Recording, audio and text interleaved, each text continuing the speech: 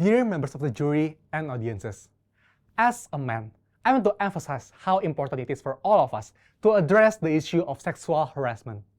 It is not just a problem for women, it is a problem for society as a whole.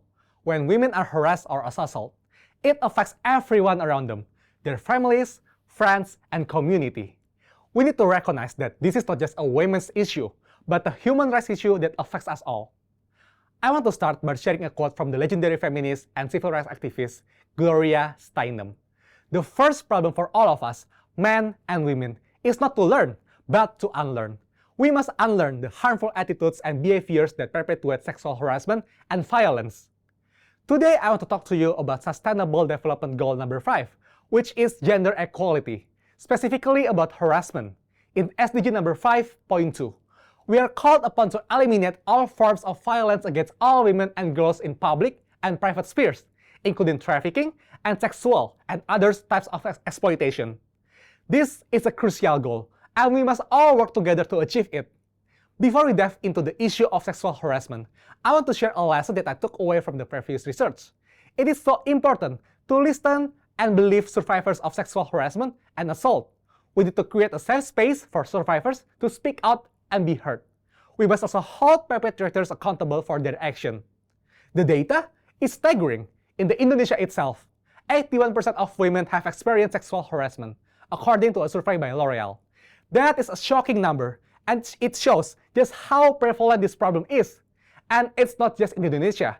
This is a global issue.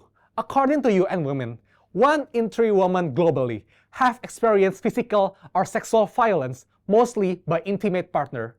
This is unacceptable. Women and girls have the right to feel safe in public and private spaces. They have the right to be respected and valued for who they are, not objectified or demanded.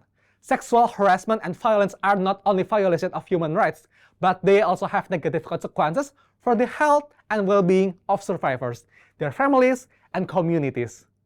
So, what can we do about this? How can we work towards SDG 5.2 and eliminate all forms of violence against women and girls?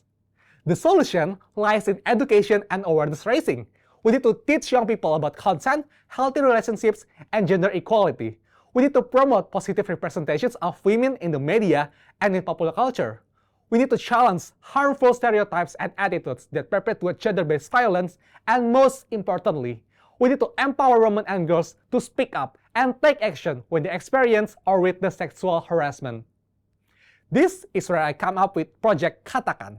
Katakan is a platform that provides a safe space for survivors of sexual harassment to share their stories and find support. Katakan also provides resources and tools for bystanders to intervene when they witness harassment. But Katakan is not enough. We all have a role to play in creating a world where sexual harassment and violence are not tolerated. We need to stand in solidarity with survivors, believe them, and support them. We need to hold perpetrators accountable for their action.